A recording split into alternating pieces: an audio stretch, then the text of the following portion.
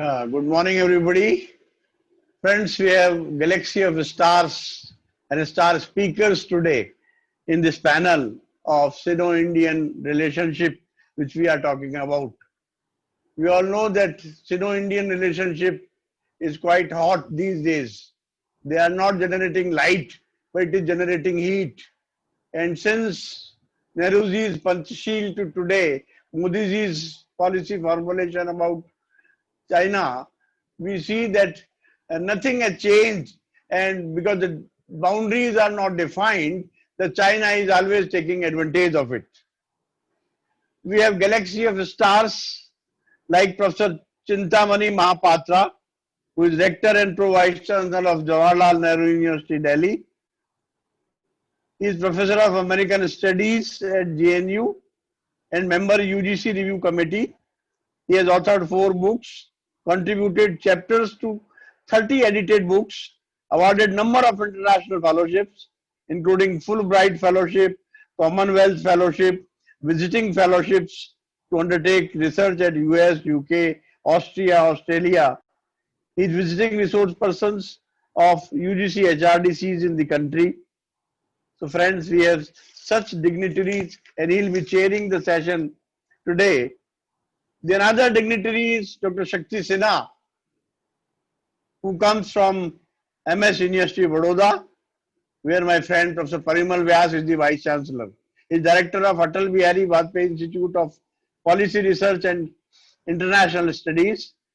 He is a Distinguished Fellow in Indian Foundation, former Director Nehru Memorial Museum Library. He is part of IAS 1979 batch and served as Joint Secretary at Prime Minister's Office. The third in the category, we have a Professor of Diplomacy and Disarmament, Dr. Swarn Singh from Jawaharlal Nehru University, Delhi, President of Association of Asia Scholars, Guest Professor at Research Institute, Indian Ocean Economies, Yunnan University of Finance and Economics, China. He has 25 years of experience in research and teaching at IIPM, National Defence College, visiting professor, Australian National University, from 2003-07 academic consultant of Humanities Center at Delhi, 2007-09 member South Asia Review Committee, and extensively he is traveled person and China's changing national security directions. In 1999 he wrote a paper which was applauded. We have a diplomat, and about the diplomats it is said that if the diplomats say yes, it means no. If they say yes, it means probable. If they say probable, then it means no. And if they say no, it means they are not a diplomat. And we have Ashok K. Kantha in this series. He is Director of Indian Institute of Chinese Studies, Vivekananda International Foundation.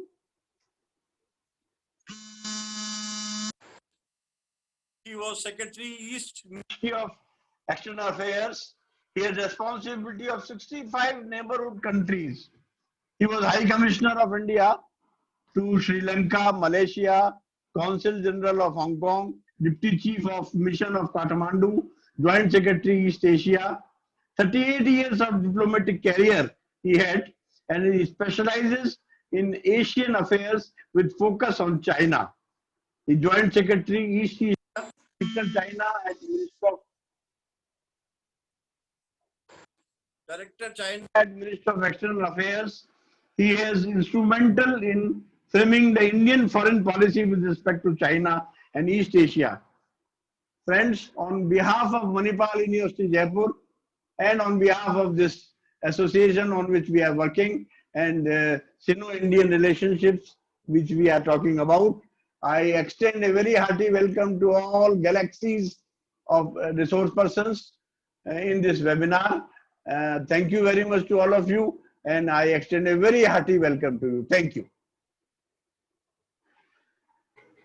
Thank you so much, sir, for this wonderful welcome address. Now, without further ado, I would like to invite Dr. Richa Arora ma'am to introduce the chairperson for today's session and ask him to begin with the session. Very good morning to all the galaxy of intellectuals present here. We are thankful to you that all of you have taken time out of your busy schedule to be with us for the webinar. We are thankful to Professor Chintamani Mahapatra, who is the Rector, JNU, and who is also the chair of this panel discussion. Mr. Ashok Kumar Kantha ji, who is former Indian ambassador to China. Shakti Sinha ji, who is the present director, Atal Bihari Vajpayee Institute of Policy Research and International Studies, and Professor Swan Singh, who is the chairperson for CIPOD, chairperson for Center for International Politics, Organization and Discipline. So without wasting any time, since the introduction has already been given by Dr. Mathur, so I would request Professor Chintamani to kindly take over the stage as the chair and introduce our panel. Sir, please. Namaskar.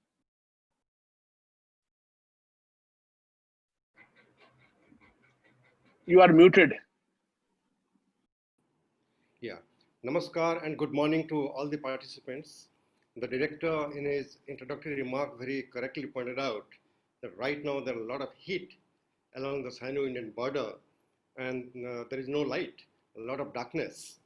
But when you have intellectuals like Mr. Shakti Sinha, Ambassador Kantha and Professor Swaran Singh, I'm sure at the end of an hour or so, all of you will get a lot of light on what's going on as far as Sino-Indian relationship is concerned.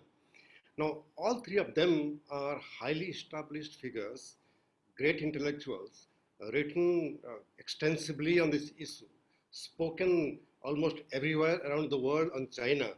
So all of us are really lucky that we are going to listen to them, and all of us have decided that we'll maintain self-control and speak for a few minutes so that we can have a good, vibrant Q&A session. If any one of you will have any question, you can write down in the chat, and then we'll try to handle those questions. I'll begin with Mr. Shakti Sinha. He has been introduced very well, although he doesn't need any introduction. The key thing that I would like to say is he has edited a volume recently, which is reported in almost every newspapers and the social media. And the title of the book speaks a lot. Two tigers, one mountain, or one mountain, two tigers in the Himalayas. There is a Chinese saying, there cannot be two tigers in the same mountain. I have not read the book, but if you see the title, probably the book is going to say, let the Chinese proverb say whatever it wants to. There are already two tigers in the Himalayas. And who is the Royal Bengal tiger and who is the leopard and how they are conflicting with each other. We're going to listen to him. So let us begin with Mr. Shakti Sinha. Sir, the floor is yours now. 7 to 8 minutes. Yeah, thank you very much. Thank you very much for the kind introduction. Thank you, Manipal. Thank you, Jasol, for this opportunity. India-China relations, you're absolutely right. From Mathur and Chintamani ji, lot of heat, but not enough light. We hope to throw some light on it. One, of course, I would begin on terminology. One, we say sometimes Indo-China. No, Indo-China is far away. This is India and China. The second is use the word China very loosely. The Chinese Communist Party, CPC, has arrogated to itself the role of representing China, Chinese civilization, Chinese history, Chinese aesthetics, etc. I don't accept that. I mean, yes, Chinese Communist Party is in control. Yes, the Chinese government is an organ of the Communist Party, as is the army. The People's Liberation Army is not an army of the Chinese government. It's an army of the Communist Party of China. Accept that. So I'll criticize CPC, but we loosely use the word China by criticizing China. That to me is wrong. We cannot criticize China, criticize CPC. Terminology is important. Now, what is happening now in Ladakh, and yeah, this is the book that Professor Mahapatra referred to, if you can see it. The problem in Ladakh is structural and is not going to go away very easily or very early. We have to live with it. Shakti, sir, may I interrupt you? May I interrupt you, sir? Sir, could you please switch on your camera, sir? Could you switch it on, please? Sorry. We'd like to see while you are speaking. Yes, thank you. Thank you. Can we see the book? No, the camera seems to be showing on. It's not off here. Now it's on. Now it's on. I know why. Okay, I'll show you the book. But no, you know why? Because I'm reading notes from the screen, and therefore I switched scenes. Yes. You will have to miss me. You'll have to miss my face for some time. Okay, sir. Otherwise, I can't speak. All right. The problem in Ladakh is structural, as I said. If you read a scholar like, say, John Mearsheimer, when he talks about USA's hegemony, he says the first step USA took was to control the Caribbean. So while you have the Monroe Doctrine on one hand, you have to first control your access to your continent to become a major power. You cannot be challenged in your own neighborhood. China, Communist Party sees China as a great power. China will be a great power only if its neighborhood, in this particular case, East Asia, and hence all that is happening in Senkaku and Taiwan, and South Asia is very, very important for them. This we have to accept it. So therefore, this is not a matter of 5 kilometers of Galwan, half a kilometer Galwan and 5 kilometers of Depsan. This is a structural problem. They would not like India to grow into a bigger power. They would not like India to have autonomy of choice of partners, military partners, or security partners. So this thing we must keep in mind. The other we must keep in mind is do not fall for this trick of the borders are a colonial legacy problem. No, the borders are known. The LAC is known. If somebody decides to violate the LAC, and the Chinese ambassador the other day said, no, we should not even exchange maps and delineate the position. That will lead to more confusion. In other words, he's leaving to himself the card of changing perception of LAC when they want to change it. That is not correct at all. That we cannot allow to happen. Incidentally, India has a very good case on Aksai Chin. Do not again fall for the colonial Johnson line and Johnson Arthur line. Ladakh-Tibet relationship is an old relationship. They fought wars on it. There was the famous treaty of Timsogang in 1684. And incidentally, the Ladakhi king then took the help of the Mughals. The then king, Daldan son of Senghe, who was the founder, he took the help of the Mughal governor of Kashmir in the final battle, and then they had the agreement. Ladakh retained the present borders, and it retained control of 6 villages near Mansarovar called Mansar villages. Other villages nearby were given to Bhutan, who was an ally of Ladakh. So it was Bhutan on one side, Ladakh, and in between the Tibetans who were expanding westwards and southwards. And therefore these two had teamed up. So our history, there is a long history. Aksai Chin was always a part of the kingdom of Ladakh and later of the kingdom of Jammu Kashmir after the Dogra Raj. And Dogra Raj therefore called themselves king of Jammu, Kashmir and Tibet. They even used the word Tibet because they had these villages there. But we seem to forget it. We're defensive about it. No, Aksai Chin, both countries don't have a good case. No, we have a good case. They don't have a good case. Next point. Negotiations are important. Even though these are structural problems, they're not going to go away. We need to negotiate. You need to negotiate because negotiating ultimately helps you buy time, one. And two, there is no option to it. Look at the way the CPC uses negotiations. Even there are agreements and treaties. For them, it's transitional. They're tactics to buy time. They are not commitments in permanent. So we think of it in permanent. This is not so. So, if you have these 3-4 things in mind, it enables you to understand things much better. Why I'm a little worried about India-China relations going forward, in addition to this, is the changes happening in China itself. One, that their growth has been fantastic over 40 years, we cannot deny it. That the leadership has shown tremendous agility in changing its position at different times, give it to them. Can they do it again? With this transition from manufacturing export economy to a consumption service economy is a very complicated one. The Western world took decades and decades and centuries to do that. China wants to do it in 10 years. It's very difficult to them. So it's not going to be easy. The transition will cause a lot of social upheaval with unemployable people. Will never get any employment because they will lack the skills for the new generation of industries and the new generation of services. Two, the population is falling. 2017 was the last year the Chinese population increased. 2018 onwards, the population is falling. By 2050, they'll have 200 million less workers. And by 2100, these are all projections, of course, the second biggest country in the world in population will be the United States, not China. So, when you have a population which is shrinking and growing old, you have more people who are not working. So the number of workers is shrinking, but the number of dependents is growing. So it's not a very good sign for the country. The next point is that, and I'm closing now, is China has overread the West's collapse. It has overread the decline of the West after 2008.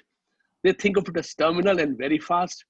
In fact, the other day, listening to a lecture organized by ICS by this scholar, Yar Shutong, who's very good, he's Sinha University, outstanding scholar. He also says that in the Cold War was between two ideologies. This time there's no ideology. Trump is no defender of the liberal world order. Trump is bringing it down. They're over-reading the situation in the world. Why, I don't know. And that is not a very, it's a sign of desperation in one way. It's a sign of overconfidence going together.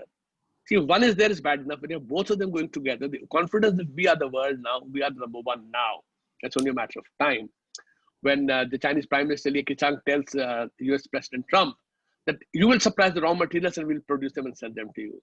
I think that's a little too much too soon. Because US's per capita income is 4.5 times China's per capita income today in real terms. Don't go for PPP dollars. You don't invest, you don't sell, you don't buy in PPP dollars. You need real dollars for that.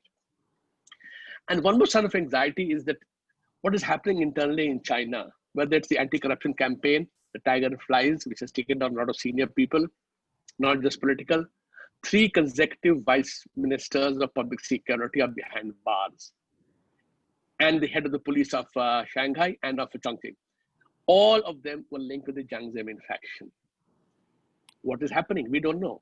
When professors of Tsinghua University are prepared to write in public attacking Xi Jinping's changes, this will not lead to a situation like Tiananmen, I agree.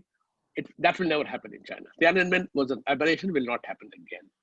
But it's a sign that some internal things are happening. And if you look at the recent speech of Xi Jinping, saying, yes, we want Tibetan Buddhism, but sinicize it. In other words, we will, while we may say multi-ethnic country, multinational, even they don't want nationalities, in fact. But reality is they want standardized Han-Chinese version of it. Inner Mongolia, already the trouble of language has happened. Tibet is happening, sinicization. So these are signs of a leadership which is pushing very, very hard, very soon.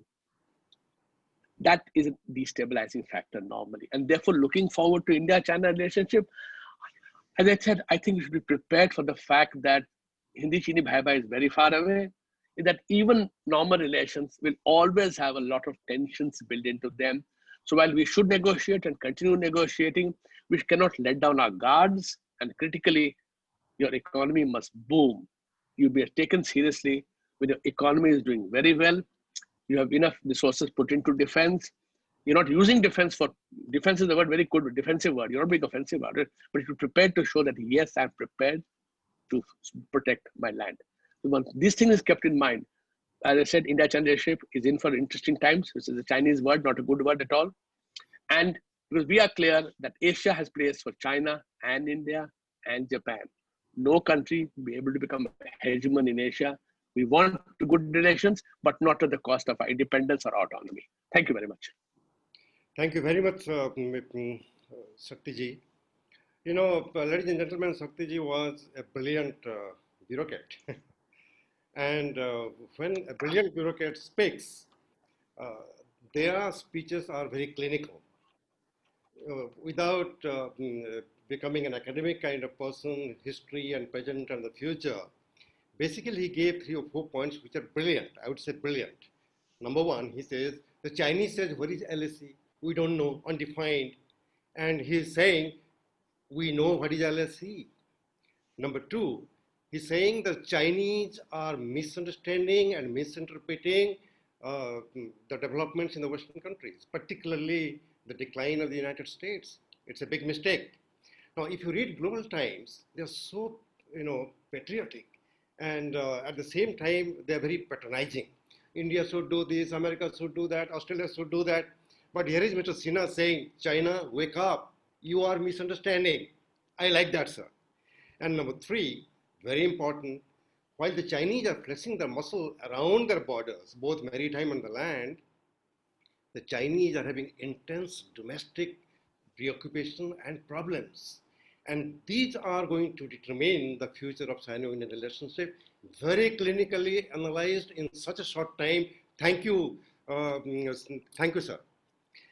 Now, from a practitioner of administration, who also advised at one time the PMO, Let us move on to somebody who is a practitioner of diplomacy. And Ambassador Kantha has spent a lot of time in China, in important places like Sri Lanka and others. Right now, he's heading the China Studies Center also. Another brilliant diplomat who has been speaking around the world and writing tremendously on China and China-related issues. So let us listen to somebody who was in Beijing, who has interacted with the Chinese, who is watching the development, and what are his views on this. Ambassador Kantha, now the floor is yours. Thank you. Thank you very much, Professor Mahapatra, for that introduction. Let me also thank Manipal University, Jaipur, and Jasol Dialogue for hosting this webinar. As our chairperson pointed out, we are passing through a period of intense stress in India-China relations with a lot of heat and not enough light about what's happening in border areas. But let me make one point at the beginning that even before border incidents have caused a sharp downturn in India-China relations, this relationship was under pressure. It's a complex relationship which is characterized by both cooperation and competition. We have seen good progress in different areas, but the fact remains that India-China relations are troubled by a host of unresolved issues and irritants, including the boundary question, massive trade deficit for India, growing footprint of China and India's neighborhood that Shakti referred to, China's increasing insensitivity to India's concerns, interests, and aspirations. There are, in fact, deep concerns in India about China's aggressive behavior and its wolf warrior diplomacy. As a result, China-India relations are prone to turbulence. This is one point we need to take note of. But a relationship which was already difficult has been very seriously impacted by what has happened in the border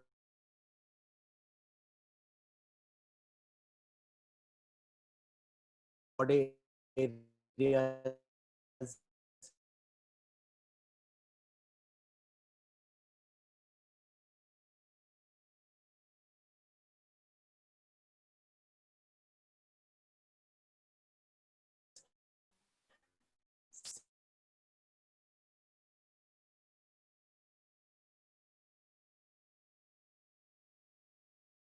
On the Chinese side, which we can discuss during the Q&A session if you like. There's one silver lining in this highly unstable situation, and that is diplomatic and military channels are still active and efforts are being made to resolve the present standoff. Understanding, as you know, was reached in Moscow between Foreign Minister Jaishankar and his Chinese counterpart Wang Yi on 10th September. A five-point understanding which offers a faint glimmer of hope for disengagement and de-escalation, but I'm afraid it's going to be a protracted process. The outcome of the process is still uncertain. Now, in my assessment, the basic paradigm of the relationship has broken down, and we have to find a new equilibrium or modus vivendi with China. Let me flag 5 areas where I expect to see modification or recalibration of our China policy. 1, over the past 3 decades, India and China have followed the policy of compartmentalizing the boundary question and other outstanding issues and professing not to let them come in the way of development of the relations. This basic policy has now run out of steam. If India-China relations have to resume on a positive trajectory, we have to make progress on accumulated issues and irritants. Just managing differences would not do. 2, we must reiterate to the Chinese side an old understanding that maintenance of peace and tranquility is an essential prerequisite for development relations, and neither side should change the status quo along the LAC. If the Chinese refuse to restore the status quo ante as of April this year, we should be prepared to take a fundamental review of our relationship with China. I think this message needs to be driven home very clearly to the Chinese side. 3, there is talk of economic decoupling with China, which to my mind is neither feasible nor advisable. At the same time, we must make determined efforts to reduce economic dependence on China.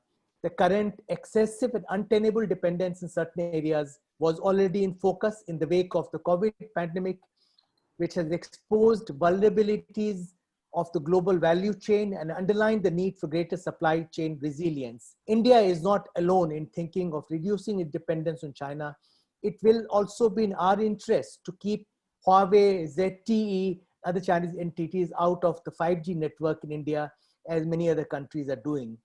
4, the COVID pandemic and the aftermath of border clashes will inevitably impact the growth of people-to-people links with China.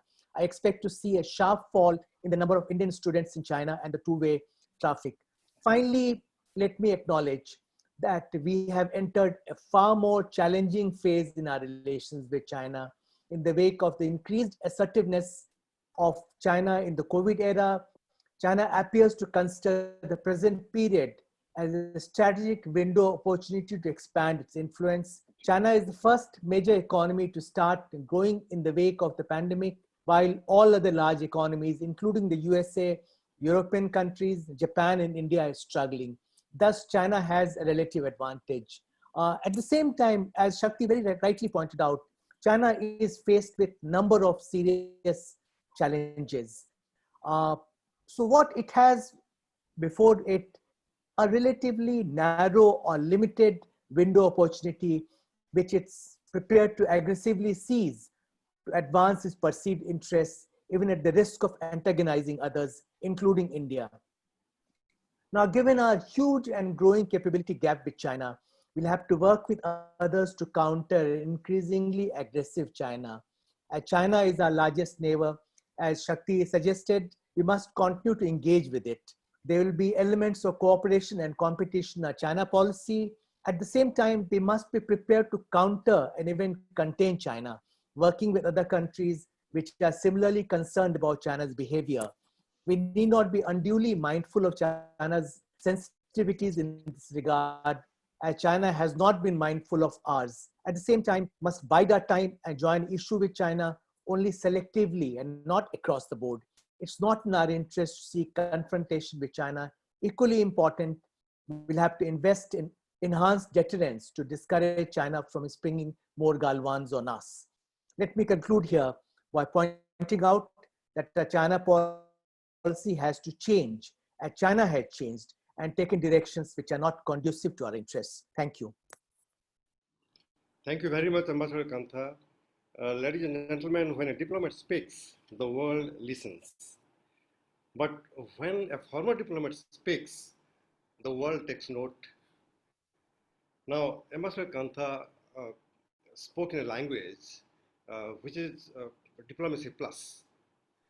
And the way he has prescribed certain steps that need to be taken to handle China is, again, I would say, just brilliant.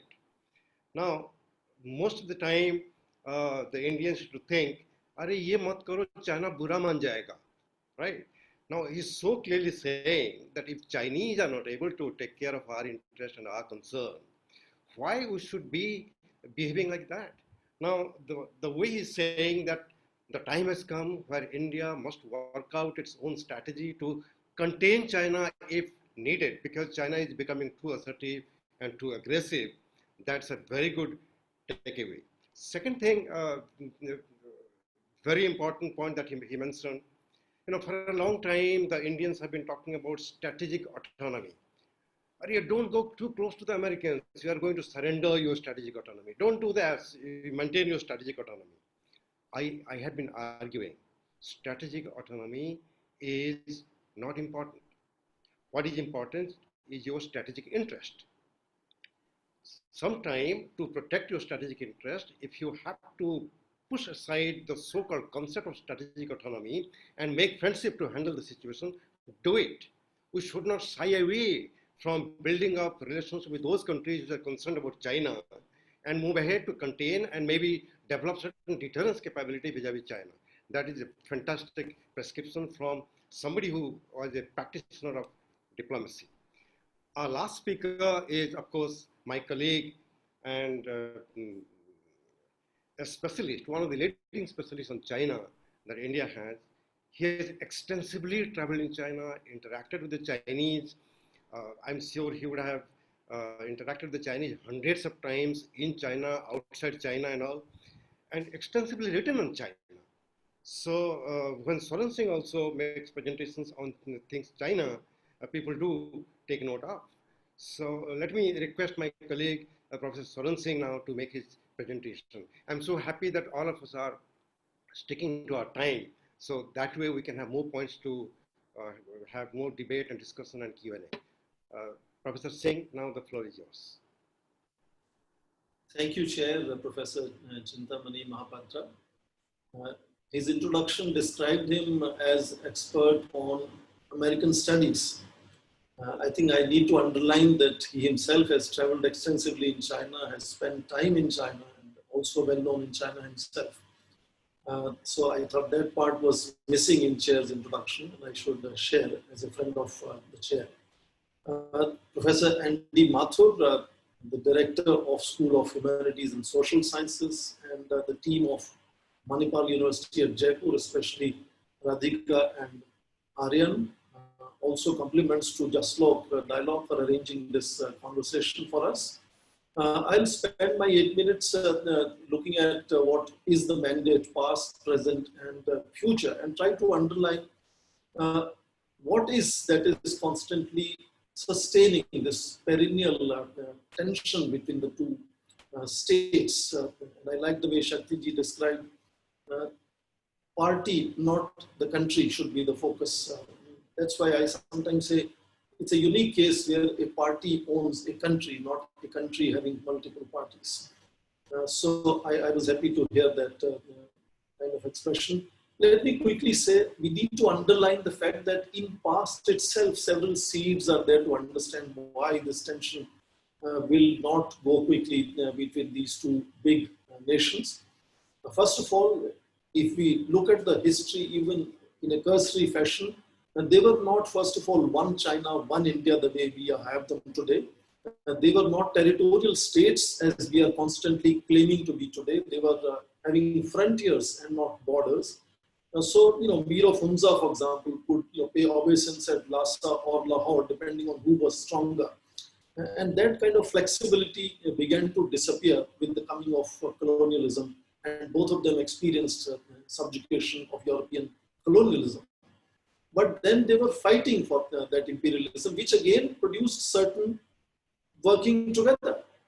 But the fact that Chinese had violent liberation and we had a peaceful transfer of power, the dominant narrative of non-violence giving us liberation in India, and the dominant narrative of violence giving liberation to China, and therefore China kind of undoing everything that was imperial, and India sustaining those treaties and arrangements that came from the British colonialism, was again very, very deep difference. And of course, both of them produced very different political systems.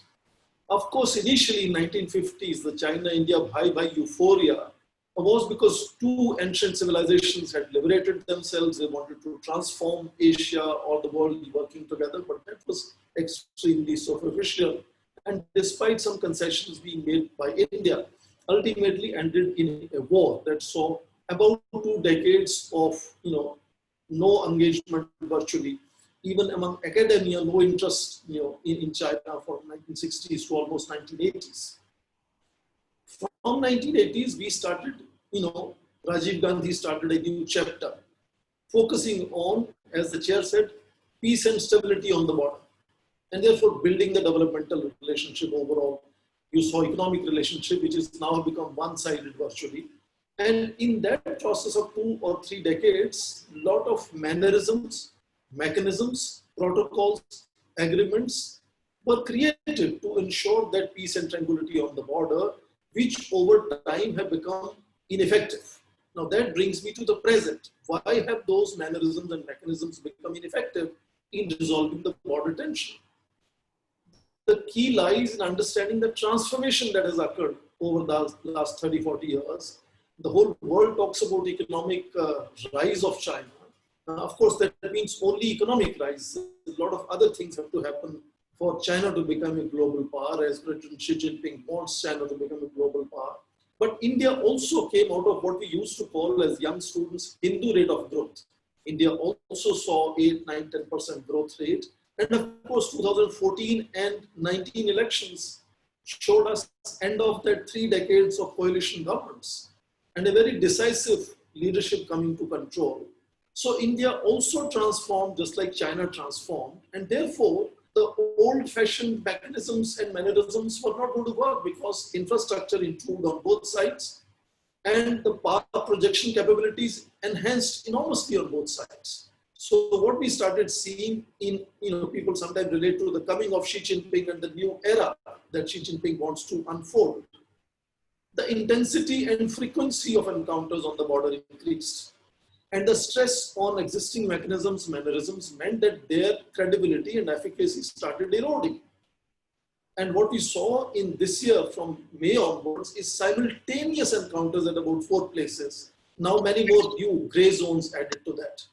So that is why the transformation has not occurred accordingly in how to maintain peace and tranquility on the border is making those mechanisms, mannerisms ineffective. And therefore, the last 5-point agreement of 2 foreign ministers talks about the whole new set of CBMs that need to be put in place. Now, as we are today seeing India standing up to China compared to internalizing asymmetry, which was happening for quite some time, we need to underline in the present what has changed. People are now talking that, in last 4 months, the whole discussion or the mention of line of actual control is gradually disappearing from official parlance. They are both talking of border regions. We are also hearing that Indian Defense Minister, not once but several times, including his last speech in Parliament, mentioned difference of perceptions on line of actual control. That's a new semantics, if you notice. So here we are also seeing for the first time official, not just acceptance, but celebration of what is now being called the Vikas Regiment or the Special Frontier Force, which was always underneath. So you see a whole set of new quid pro quo is being built by India as India stands up to China in resolving border regions. So because of what happened on 28th August and on 7th of September, Indian forces have also moved forward and claimed certain parts, which of course they used to patrol before. Compared to what Ambassador Kantha said, some other areas where Indian forces used to patrol are not accessible to us now. So quid pro quo is clearly changing, and what is empowering India is the global international equations. You see today both United States and Russia are extremely keen to resolve India-China problems. President Trump repeatedly says he wants to do mediation in India-China relations. Russia is organizing talks one after another. It is Russians who told India that Chinese defense minister wanted a dialogue. Why is Russia so keen? Because Russia's on standing today depends on the very basic premise that they must not choose between India and China. And to do that, they must ensure dialogue continues and certain amount of equation is peaceful and stable between these 2 states. So how even the largest states today find their own stakes in ensuring stability is what is empowering Indian dialogue. For example, the way you see Japan, Australia is organizing what is called Supply Chain Resilience Initiative. The Quad is expanding. Australia is joining Malabars. It's a very different international collaboration which is happening. So very quickly, in next 1 minute, let me say what is happening here is India is constantly enhancing its political stature, whereas the political capital of China is eroding constantly, which is where the equation begin to change, and asymmetry doesn't become the defining feature therefore. But nevertheless, because their equations have moved now from historical bilateral to regional and global, what is going to be shifting their tussles on the border and elsewhere will be the geopolitics and not just identity crisis or the territorial sovereignty, even if both sides are beginning to talk constantly about every inch of my territory. Look at the language. Chinese have also started now doing the same thing, talking in terms of every inch of our territory. That is a bygone discourse. The new discourse is building around geopolitics, where China is interested in protecting its investments in CPEC, in China-Pakistan Economic Corridor, finding access to entire region because Daulat Beg Oldie airfield and of course another small airfield in Chushul area. India's enormous strategic advantage, and they don't want their, both historical and current investments in Lhasa Sincham Expressway, and of course the Kashgar and Peshawar Expressway. These are all both old and new investments of China, and both in finding access to this region. So increasingly we will see that these tensions are not going to disappear very soon. So using old medicine of border talks being raised from brigade level to corps commander level, or constantly working mechanisms having 5 meetings, that's not going to solve problem, because the whole second chapter or the third chapter of equations is now opening up as the new era in China opens under Xi Jinping, and of course a whole new standing up of China which is being watched by the entire periphery of China. So I think it's a time, as the foreign ministers has said many times, is to find the new equilibrium of China-India relations. And I think in that exercise, all of us are contributing, all of us are trying to understand that new equilibrium. And I think this particular talk as well is part of that conversation to discover the new equilibrium of this completely transformed 2 largest economies, societies, and militaries of Asia. And their stability is entirely incumbent if we have to ensure the larger region stays stable and becomes prosperous in future. Thank you. I suppose I managed to do it within my time, and I look forward to discussion and question answer. Thank you. Thank you so much, Professor Singh. Like the other 2 speakers, you also have very good takeaways. You told us that how economic stature of China may have risen considerably, but political stature of India is rising too. And then how the language of engagement of both India and China has changed tremendously. The way India has been trying to handle China, both in terms of its economic approach, as well as its standoff at the border and its effort to enhance its military capabilities, and the language being used, and of course, at the same time, diplomatic engagement, a new kind of paradigm has arrived in Sino-Indian relationship, and new kind of equilibrium has to be arrived at. And thank you very much. I think all 3 speakers, they are great observers of China and Chinese affairs. All of you listen to them properly, and we got so many things to learn from them. As the chair, maybe I'll say something on this, and then we can have मेरे को मूली लाना था पट के खुद लाऊं पर रुक जा पहले सुनने दे Ms. Negi Babita, please mute yourself.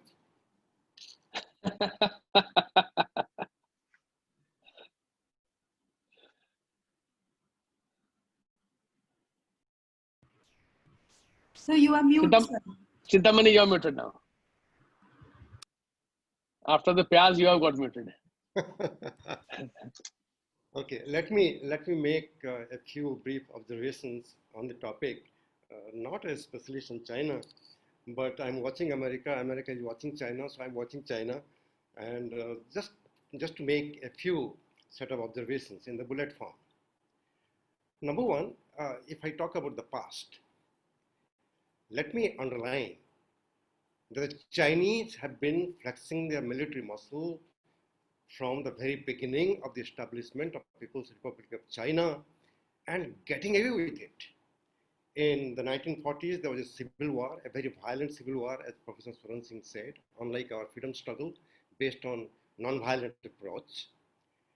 100,000 American troops went to China to support the anti-Mao forces, did not indulge themselves in real combat, and then they came back, and China became communist.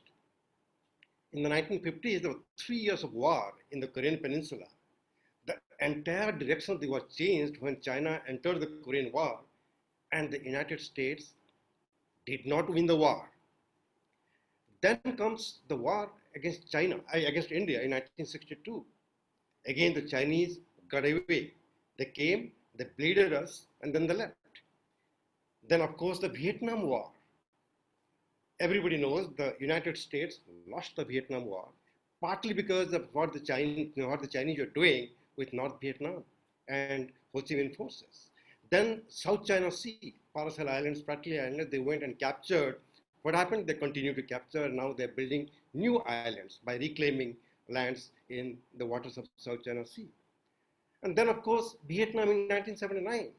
While attacking Vietnam in 1979, Deng Xiaoping goes to Washington and tells Bill Clinton, look, the way we taught a lesson to the Indians in 1962, we are going to do the same thing with the Vietnamese. They did, and they again got away with it for about 20 years, 2 decades, as the Americans were involved in fighting the war against terror, global terrorism. The Chinese were cleaning up in the international market. And by the time the Americans wake up and see that the Taliban is still in power, look at the Chinese economy has galloped. And whatever you are seeing today, it's all because of this past. How China managed its way very well. Now, second important point that we must learn from history. You know, we have signed so many agreements with China, beginning with the Panchshil, then of course 5 agreements in about 20 years, 1993 to 2013. Today, China does not abide by those agreements at all. They have thrown it into the dustbin. From here, learn how the Chinese act, even after signing the papers. Number 3, China, I think Ambassador Kantha very well brought this out, continues to support Pakistan and through BRI making inroads into India's immediate neighborhood. The so-called string of pearls is becoming a reality, and they don't want India to be part of NSG or the permanent member in the UN Security Council. Then of course backing Pakistan when we fight on issues like terrorism and all. So this is the Chinese past. It is going to continue into the future. Past, present, future, it's a continuum. And these kind of past performance of China is going to continue. Next observation is about the present. Now, let us understand India's strategy of economically engaging China, wishing that they will behave very well along the border and peacefully negotiate and resolve the border issue. It has failed. Our goal has failed, and it is very clear today. Number 2, many people on the television, even they're writing in the print media saying, war nahi hone wala hai. Both Indians and the Chinese know that they are not going to fight a war. Never say never. That is my understanding. Never say never. Who thought that Soviet Union would collapse? Who thought the Chinese would come and backstab in 1962? Who thought that in February 79, when Vajpayee would be there in Beijing, they would attack Vietnam? So it is always good to assume that there may be a war. In fact, there may be a war. And this time the war may be more dangerous than in the past. Now, the way the Chinese are behaving now, flexing their muscle all around, apparently, I feel they're pushing the Indians into the American lap. India wants to maintain a good relationship with all the major powers, but the way they're pushing India, India would have limited option other than to really build deterrence capability by teaming up with other countries, including the United States of America. My next point about the present thing, what India is not doing. You know, there are so many countries troubled by China, Japan, Vietnam, Indonesia, Philippines. Are we really teaming up with them in any way? Are we engaging them diplomatically? I don't think so. We only talk about Russia, America, Moscow meeting, or some American official coming. Then we have Quad. Let us also get into the small countries. It is really important, and let's not ignore them. Now the Quad has not been able to create a deterrence against China. This is very clear. Now, how to activate Quad is, of course, part of India's responsibility. We should not shy away from it. Having said that, in a minute or two, let me say some of the pet things that I keep on talking about the future. You know, the way Chinese economy has evolved, I would say that we have to do some study about capitalism with Chinese characteristics. Chinese talk about socialism with Chinese characteristics. I would urge our academic community to do research on capitalism with Chinese characteristics. A new imperialism is unfolding rapidly in world affairs. All those who studied imperialism, they know it's all industrialization and then the need for investing surplus capital outside, need for getting raw materials and the market abroad. That was a different kind of capitalism and imperialism. Today, when the Chinese are developing their BRI project and building bridges and ports and airports and railway lines and all, the Chinese money goes there, the Chinese technicians go there, Chinese engineers go there, everything Chinese. And the countries are becoming rentier state, just giving rent. All of us know very well what happened in Sri Lanka.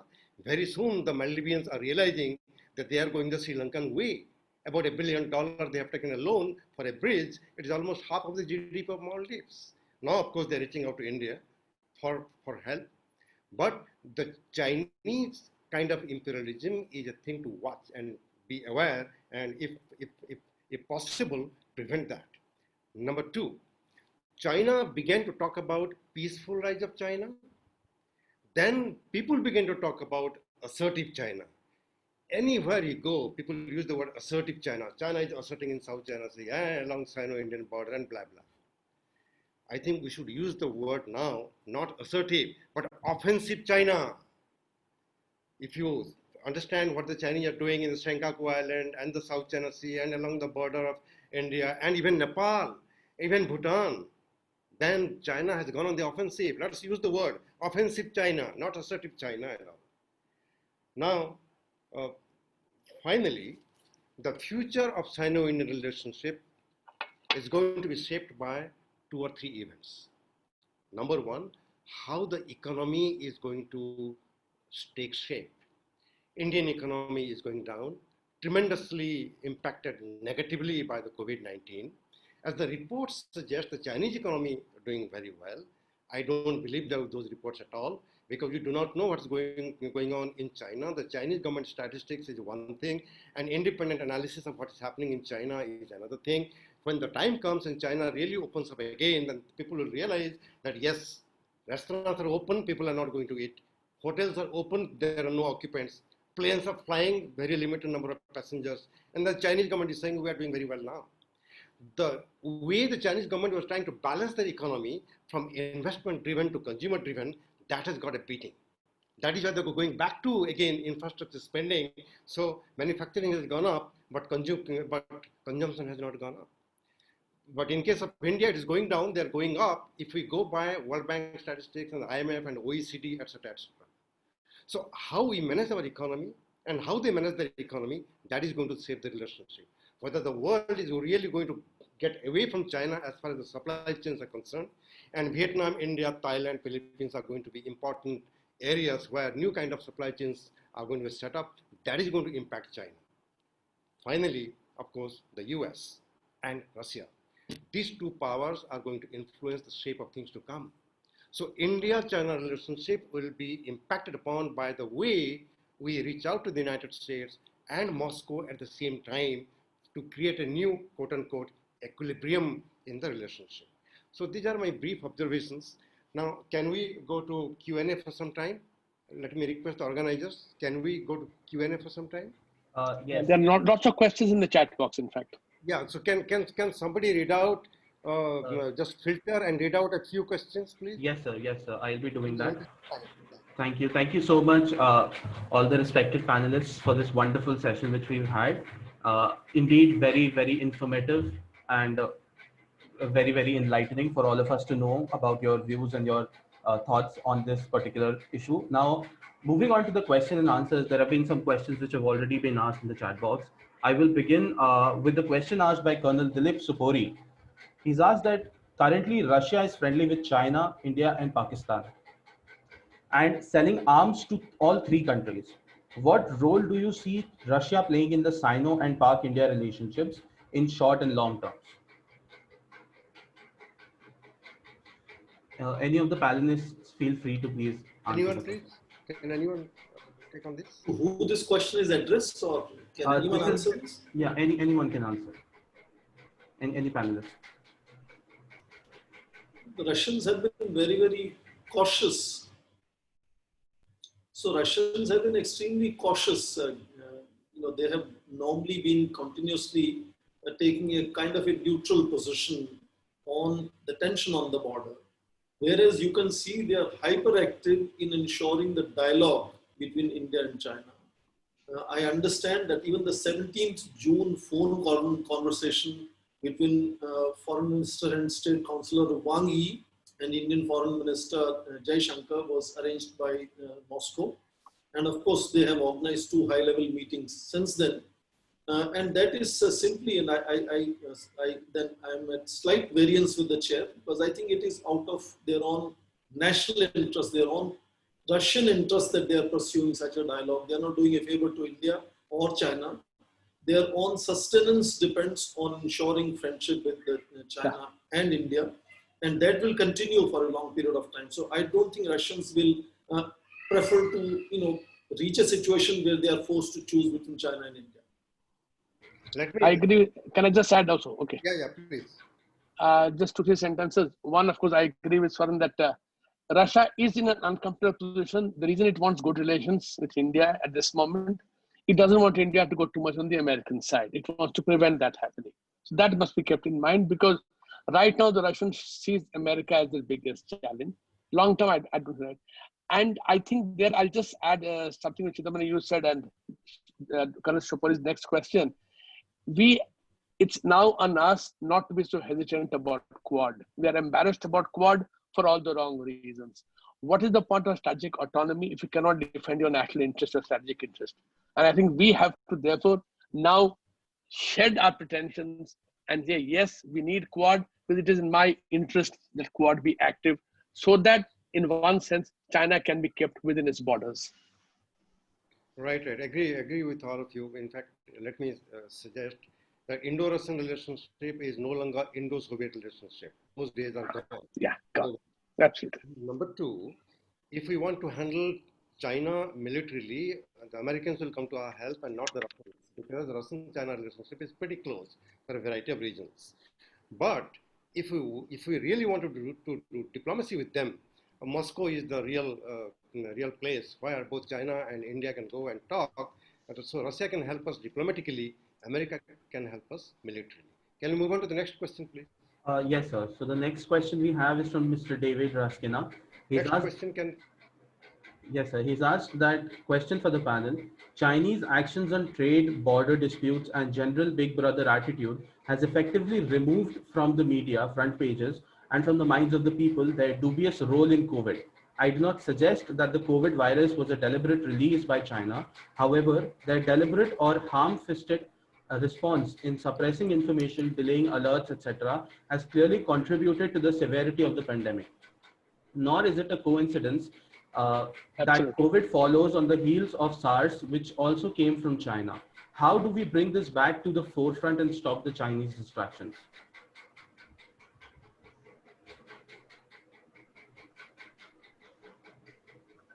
Absolutely. A very good point. I think, the fact is that suddenly COVID has gone off our screens as far as China is concerned. And again, I agree with David that I'm not suggesting that COVID was consciously released by the Chinese, but the fact that after they came to know about it and after they knew that it has spread to, what is it called? The community spreading is going on, they allowed lakhs of Chinese who had come for the Chinese New Year to go back to America and Europe and in effect carry the virus with them. That was, and before that, in the months previously, they were buying PP everywhere in the world. I mean, they have got off very lightly, and we need to bring this back on the table, and that is what I would suggest.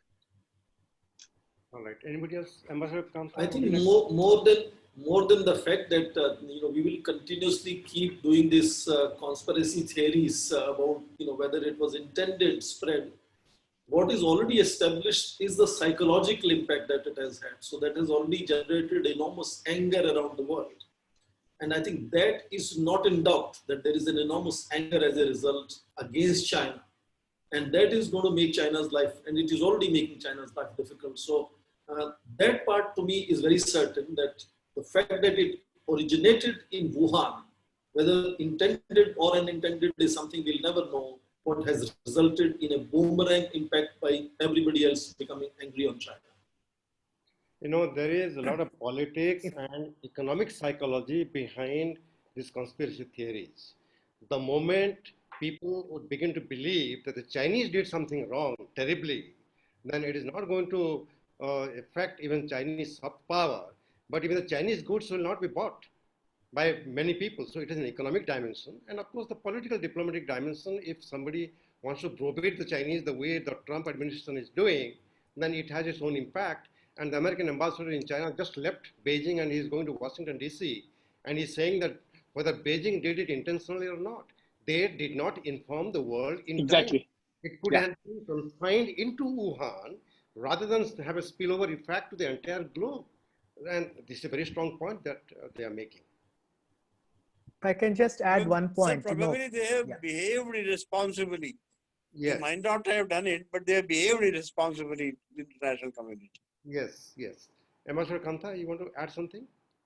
No, just one point that the way China handled with COVID-19, in the initial period especially, from December to February or so, December last year to February this year, this led to an epidemic becoming a pandemic. China contributed to that. So this is a major culpability on the part of China. They did try to downplay, they did lean on WHO to delay certain decisions. In popular perception, there is a very strong China link and China's culpability. In fact, President Trump, for his own reason, refers to COVID-19 as the Chinese virus. In India also, a lot of people, in fact, call COVID as the Chinese virus. China, as Swaran rightly pointed out, perceptions about China have soured in a very significant way in last few months, last 6 months or so. Partly it's because of China's aggressive behavior, and there I'll agree with the chairperson that it's not just assertive behavior, it's more than assertive, it's aggressive or offensive behavior. Partly that's a contributing factor, but another contributing factor is COVID-19 and how it originated in China. There's no doubt about it, that's originated in China, and China did not deal with it effectively. It did handle it in a manner which led to spillover effect. COVID-19 is spilling out of the borders of China and reaching other countries. So I think we haven't heard the last thing about it. This matter about accountability or culpability for COVID-19, this debate will continue, and China will pay a price for it. Please move on to the next question. Maybe we'll have 2 or 3 more questions. Yes, sir. So the next question comes from Ms. Nidhi Bahuguna, who asks that Hunza relations with China were weaker when they were JK. China was kind of a stabilizing factor in the region. Kashgar, Pamir, Central Asia between warring chieftain. Hunza paid tribute and received gifts from China as a permission to raid their trade caravans and their claims in Raksham. Frontiers were very fluid. In 1905, under British advice, Hunza broke claim and China and got benefits in Gilgit agency. I think we overread Chinese claims with Hunza. She wants to know the views over this particular thing. Since I made mention of Mir of Hunza, let me say that what I was underlining at that moment is the flexibility of frontiers, and she's right. I fully agree with Nidhi on this. That the flexibility allowed Mir of Hunza to sort of build and shrink the relationship, receive gifts and give gifts during that time. And there's a whole the debate about the pre-Dalai Lama empire that existed, and then how Ladakh was part of that empire. Kashmir claims that Tibet was part of Kashmir. These things were possible at that time because rise and fall of these principalities allowed that expansion and shrinkage without causing violence on the ground. And which is what happened to the independent or liberated states of China and India, where they became suddenly, out of blue, territorial states. They were not territorial states. So that's why we are till date finding where the boundary is. India pursues boundary with China clearly based on British demarcations. We have no Indian demarcation. For Indian demarcations, you have to go to the 17th century, 16th century maps of Ladakh, which we are not using. Officially, we are using all the British demarcations. And Chinese originally said, we have nothing to do with anything imperial, because the whole century of humiliation debate from the Opium War onwards. And I think ultimately, as we have moved on from 2005, we are looking at political perspectives, which is the other semantics for package deal. But now, because of this new stature of India, what I underline is that the old attempt to internalize asymmetry over a period of time is giving way now, and India is standing up to China, supported by several other big and small powers, because the anger against China is becoming almost universal, at least in the periphery. 27th June, for the first time, ASEAN produced a resolution, joint resolution, saying UNCLOS should be the basis to resolve South China Sea. Never happened before. So the whole periphery is standing with India. It's what empowers India. No denying the fact that military on the ground has done wonderful on the ground. Different levels of other intertwining has happened. But India's advantage or vantage point of rising political stature and the political capital or the trust capital, as Prime Minister calls, is very different. India's trust quotient is very different today than China's trust quotient. And that is the vantage point from which India is redefining the relationship. Right. Can I just add a sentence or two also once again? Chintamani. Yes, sir, please. Just taken from what Swaran said in the beginning, in fact, the last treaty signed between Tibet and Ladakh is as late as 1840, the Treaty of Chushul. See, after Zorawar Singh went and lost his life near Mansarovar, and Tibetans then advanced, and then the Dogra sent replacements from Jammu over the hills to Ladakh and pushed the Tibetans back, and they did a fresh agreement in Chushul in 1840, which reiterated the Titsogang Agreement of 1684. So this was a continuing agreement with trade relationship specified. How many mules will go? Lopchak mission will go every year to Lhasa. Completely laid out. So we should not be hesitant about using these things which are factually available on the ground. It's not something we are inventing it. The reason the British were not interested in that area was the British, in fact, wanted the Chinese state there to prevent the Russians coming in the Great Game. Read Kim, the whole British effort, we think of the Great Game as Afghanistan. The Great Game was also Tibet. They did not want the Russians coming towards Tibet. They were pushing the Chinese state to take over these areas, and therefore, Chinese think of sense of humiliation. Actually, they are being a little mischievous there, They also gained a lot by it. Nareshji, this is more than 12:30. How long we should continue? So we can continue for another 2-3 minutes. Okay. And then, as we had proposed, we'll do the vote of thanks. And if there are more questions, we will continue for 10-15 minutes after that also. Okay, in that case, let me request the panelists for any last thought on this topic, very briefly, maybe a minute. And reverse order, in reverse order. In the reverse order. No, in view of the time being limited, I think I'll give my time to others. Thank you. Okay. Shakti ji. Ashok. Ashok ji, bataiye. Then I think I'll also yield my time. If we can, maybe we can take 1 or 2 questions and then just be done with it. That's better. That's better. Any thought? Any new thought? I will just answer one of the questions. We call it the Spanish flu when Spain had nothing to do with it. Because they were a neutral party, they were factually reporting the virus properly. Americans were not. It was the war, First World War going on, 1918. So we're happy to call it the Spanish virus. We're so embarrassed to call it the Chinese the Wuhan virus. We call it the Middle East virus, MERS. So other places, we're happy to give the name. When it comes to China, this deference to China, and I think the point raised by Ashok also was very right. This undue sensitivity we give to China, I think, convinces the Chinese that this is their right, that their wishes must be respected. Now, take the with Taiwan. I do not see India not having a decent relationship with Taiwan. Not to play the Chinese card, Taiwan is a very good source of high technology, a very good source of money. The fact is the largest single source of FDI in China comes from Taiwan. Chinese are happy with Taiwanese money. They don't say no. At any time, there are at least 3 to 4 lakh Taiwanese in China. Why can't we develop much closer practical relationship with a country like Taiwan? This is something where we have to now start rethinking it, not be over deferential to their concerns, because whether it's on Pakistan, whether it's on terrorism, whether it's on their territory, Chinese have no compunctions about going against our interest. They raised the Kashmir issue again in the Security Council, and we are embarrassed about the Dalai Lama. We have to, as I said, don't play any cards. Tibet is not a card to be played, no. But be practical about it. Of course, this is the reality of life. We must be careful and use them Not use them in the sense, but be normal about it, not be embarrassed about it. Let me say something in a minute or two.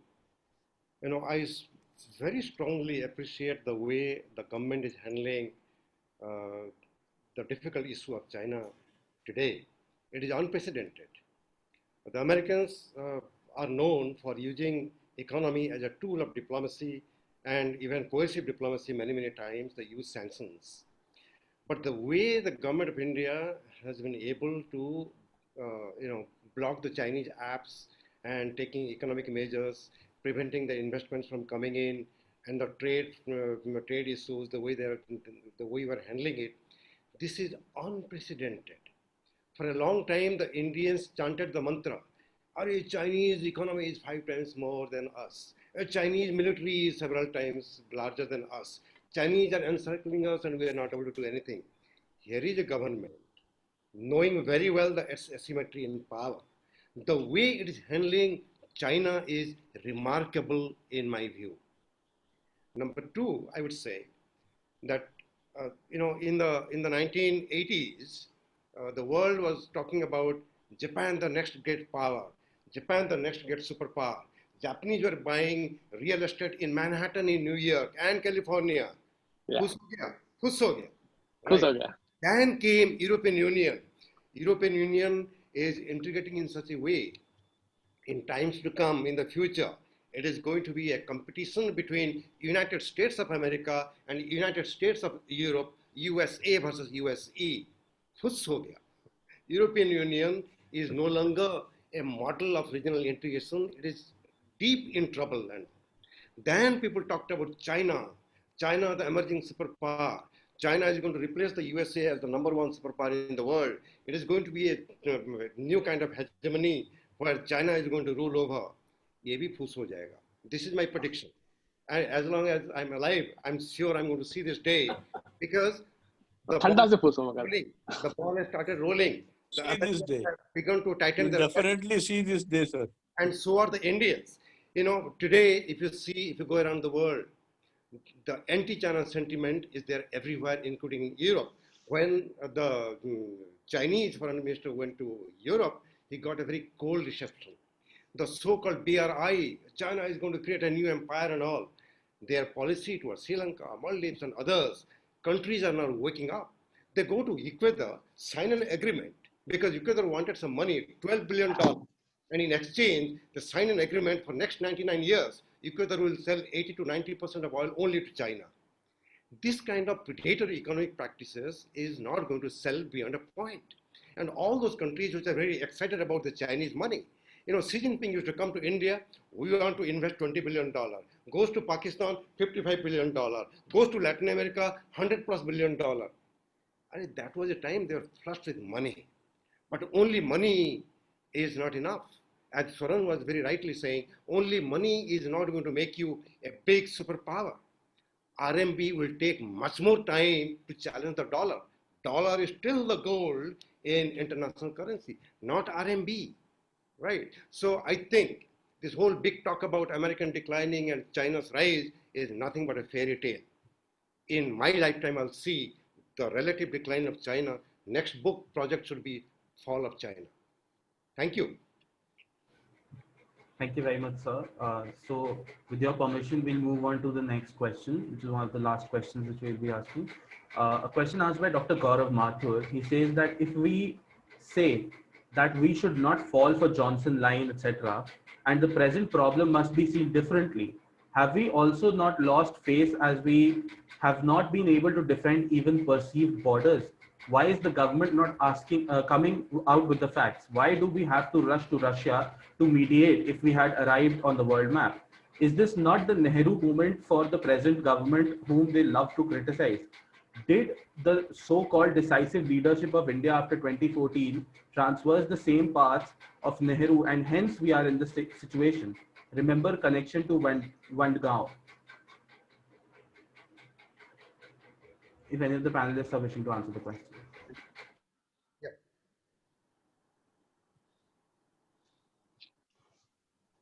Anyone? Chintamani just answered the question. Before you asked it, I think he was answering that question only. See, one can't be simplistic in these matters, by quoting this and quoting that. Yes, borders are contested. As I said, I know what the border is, they know what the border is, they're contesting the border, they're contesting my control of the borders. True, it is there. How to sort it out? You're not fighting. And we didn't ask Russia to intervene. Russia felt in any case that uncomfortable with these developments, and they facilitated the meeting. And as all of us agree here on the panel, you cannot do away with diplomacy and negotiations. This is not how you function. You have various options ahead of you. You have to explore each of them differently. Same option will not apply in two different situations. I mean, if you force today the government to take an overly aggressive stand and the government cannot back out, maybe at certain points we are not equipped enough. So, one should not jump into taking aggressive action without exploring all these other alternatives. Why is ASEAN taking a position which we like? Why is Germany for the first time speaking up? Germany has never spoken up because they're on a massive trade surplus with China. Germany, EU President Chairman was very, very clear about it also, Ursula von der Leyen. She said that uncomfortable meeting with China. Never has the EU taken these positions. Why? They're all seeing what is happening here in Hong Kong, in Senkaku, threats to Taiwan. Everybody is seeing the situation. You want an international coalition basically to put pressure on China. And therefore, it's not a matter of running to Russia or going here. We must meet Russians. If the Russians request us to meet the Chinese, there's absolutely nothing wrong in listening to them. If the Americans want to talk to us, absolutely, we're happy to talk to them. In fact, as I said, we have to be more aggressive there, maybe more positive there, I can guess. That's a matter of nuancing only. But I think on the overall approach, I don't think any of us can today say that what the government is doing is wrong. I may disagree with certain aspects of it. That's fine. I'm an individual. I'm right to it. But the government is equally right to decide what it wants to do and not what I think it should do. Let's be clear on that. Drawing this kind of parallel is actually a reflection of misunderstanding of many complicated issues of international relations, interstate equations, and the arena of diplomacy. I can make a long list of complaints, then it will appear as if India is really a goddamn country. A critic would say, look at India, huge country in South Asia, claims itself to be superpower in South Asia. The Sri Lankan Prime Minister says, come, help us and kill the LTTs, and we send our troops. Another PM comes, get out, and we bring our boys back home. The Bangladeshi rifles will come and fleece alive a few Indian BSF fellows, and India cannot do anything about it. Look at a tiny country like Nepal will say, Ajodhya bhi hamara hai, and what do you do? Look at the Pakistanis, we are 10 times bigger than Pakistan in economy, in size, in population, and look what they're bleeding us in Kashmir, we're completely helpless. By making these kind of statements, you're only reflecting the negative side of issues which are not the real facts. एक छोटा सा देश है, उसका नाम Cuba है. Cuba is 89 kilometers off the coast of Florida. Now, the Americans have been changing regimes all over the globe for 40-50 years. They're not able to do that in Cuba. क्या superpower है, Cuba को handle नहीं कर पा रहा है. Look at, after World War II, the Americans were the only one to have the nuclear weapon. Korea में हार गए, Vietnam में हार गए. Look at the Taliban, 21 years के बाद भी 2/3 of the Afghan territory under Taliban control. क्या superpower है? These are not the right way to analyze things. Things are very sophisticated and difficult things inside. So if the foreign minister of India is going to Moscow, he's not going to Moscow to bring in the Chinese and baat karte hain. It was a SCO meeting. It is on the sidelines of an SCO meeting. They fixed a meeting like this and they talk to each other. So we have to understand things in a proper perspective. And perception is very important. You know why Americans lost in Vietnam? In 1968, there was a massive Tet offensive on the North Vietnamese, massive offensive Tet. The Americans were convinced with that the American public, the students, the public, this is the end of Vietnam War. We can't win Vietnam. So Americans lost the nerve. After Vietnam has opened up, and if you look at the Vietnamese archives, the North Vietnamese had thought that they had lost the Tet offensive. But because the communist dictatorial country had kept to themselves, American democracy, so the American people stopped supporting the war. In a democracy, we are inherently constrained by our openness and our transparency. Long term, it is good. Short term, it forces us to act suboptimally at times. That we have to accept as a strength of India, but also as a limiting factor. You know, the office assistant in my office is saying, sir, India को अग्नि missile है ना, ये China पे डालता क्यों नहीं? नहीं होता. I think. Okay, thank you. I think we had a wonderful. We had enough. Yes, thank you very much, all the panelists. So I would now invite Dr. Radhika Mohan Gupta, ma'am, the Faculty Coordinator of International Relations Council, for the vote of thanks. Thank you, Aryan. And sir, we have had this, we've been really looking forward to this discussion on India-China relations. And not merely because we are at this moment in time really needing a discussion on that because of the border skirmishes which are taking place, and not to say COVID, of course, but also because one can never wish away their neighbor. And COVID and China is just right next door. And the relations that we have shared with China, bittersweet over so many years, and the fact that it is a giant right next door to us and poses a kind of a threat, and yet we have to live with it. So therefore, India-China relations and any discussion on that is always something which is pertinent and relevant. And so it was absolutely invigorating because all of you not merely discussed only one segment of the relation, but there were so many areas that were touched upon: ASEAN and the major powers, Russia and America, their nexus with China-India relationship, and of course the Sino-India relationship in terms of not only realist paradigm of aggression, but also, as Swaran Singh sir mentioned, there was the idealist paradigm also, which was talking about how China may not simply always be that threat that we are, looking at it as, but it could be something which can be developed into a partner for the future. So, sir, I must say from behalf of all the attendees and all the participants over here who have been actually, from the chat comments, I've been kind of, have been really getting and receiving these reviews that they've had an absolutely invigorating and amazing time being here on this webinar where, sir, all four sirs, you have been there to enlighten us and to give us so much knowledge and so much information on this relevant and pertinent webinar topic. So on behalf of Manipal University, Jaipur, and all the organizers here, sir, and Jasol Dialogue, I would like to really offer a heartful thanks to all of you, Chintamani sir, Swaran Singh sir, Shakti Sinha sir, and Kantha sir, for really sparing time being with us today on this important discussion and contributing so much towards our knowledge for how we should think about this topic in the times to come.